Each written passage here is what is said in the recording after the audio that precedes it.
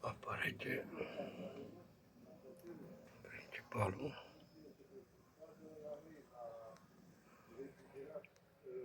Serpentina. Și iese în spate. Gaz.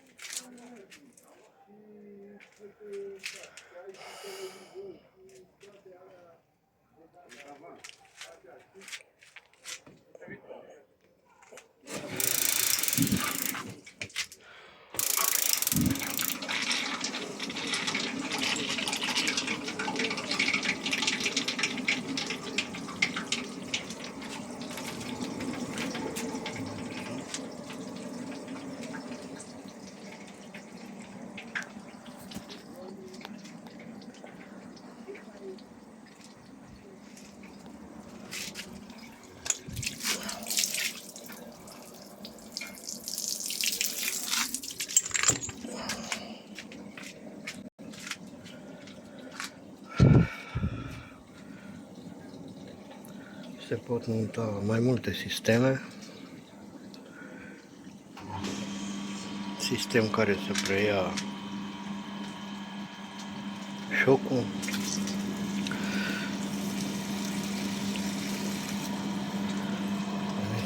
Acum este pe șocul lui automat. Are conectorul ăsta care pornește la presiune.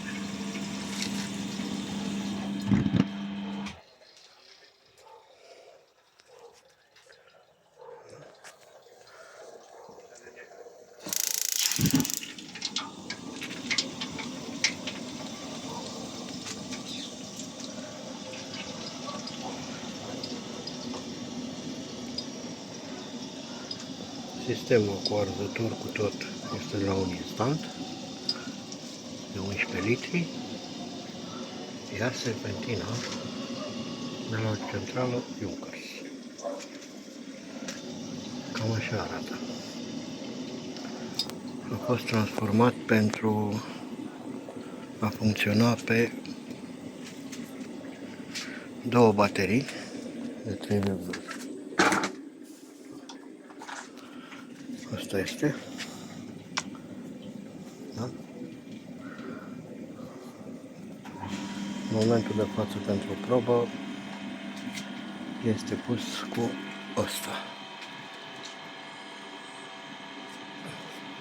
Da? Vedeți că s-a oprit acum. Deci, un încărcător de telefon de 3,5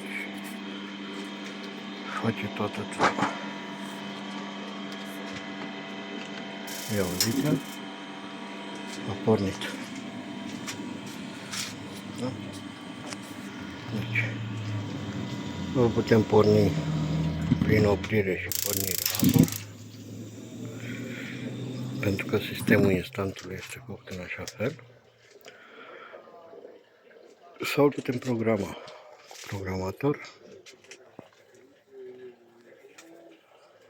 Cum vedeți de față. Da? Îl scoatem din priză. S-a oprit. Îl băgăm, pornește. Cam asta a fost. Iar cine vrea să-și facă așa ceva,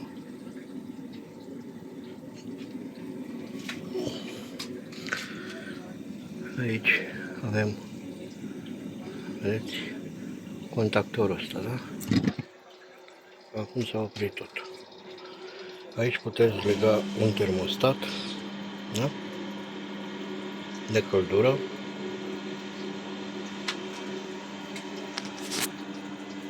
Și vă puteți transforma asta în centrală fără nicio problemă și cu cel mai mic consum. Da? Puteți să puneți un termostat cu imersie sau un termostat de contact pe țeavă. Fiecare cum are. Un termostat de centrală nu va fi ok, pentru că aici ai nevoie să vezi temperatura apei. Da? Deci termostatul de ambient care se pune la centrală nu e un lucru ok pentru el. Termostatul de ambient va opri doar în momentul când aveți temperatura optimă în cameră. Iar el are, cum vedeți, ăsta e senzorul de la instant, iar centrala are senzorul celălalt aici. E același lucru sub altă formă. Da?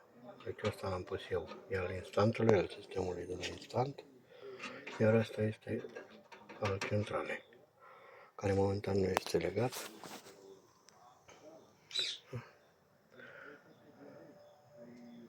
Deci asta este un termostat de urgență, da? Țineți minte, de urgență. Da? Așa arată. Termostatul de urgență va opri dacă va depăși temperatura. Da? Deci, vedeți, acum a pornit, nu declanșează. Aici, dacă îi fac în contact cu orice anume fier,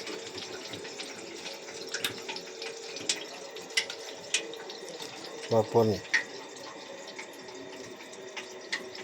Da?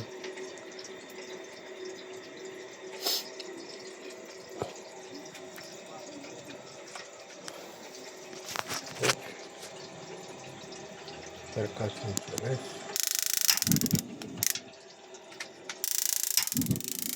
Deci el pornește automat dacă m-am oprit de aici.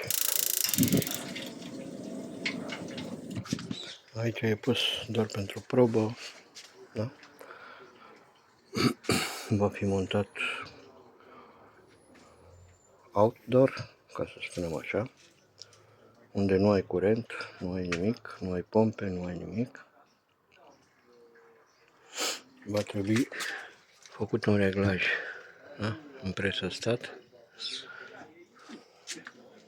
ca să nu mai aibă nevoie de presiune foarte mare, ca să pornească. Adică, vedeți, în momentul ăsta nu pornește dacă îl dai încet. Da? Dacă îl dai mai tare, atunci pornește. Da? Fără presiune se oprește.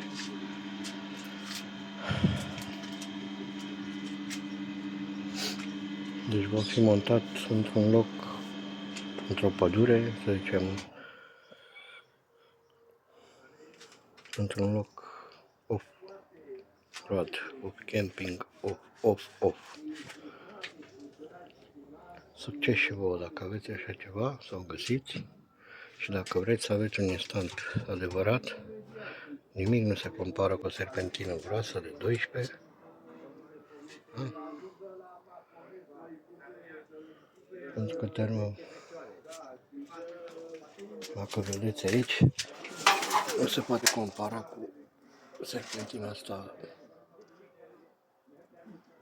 care este foarte îngustă și mult mai mică. Deci,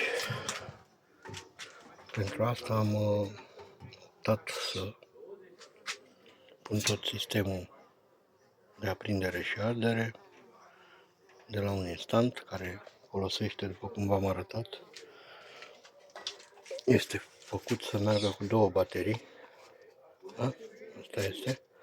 O să-l curăț și o să-l pregătesc să-l pun. V-am arătat, merge cu un amărât de încărcător de telefon, fără nicio problemă.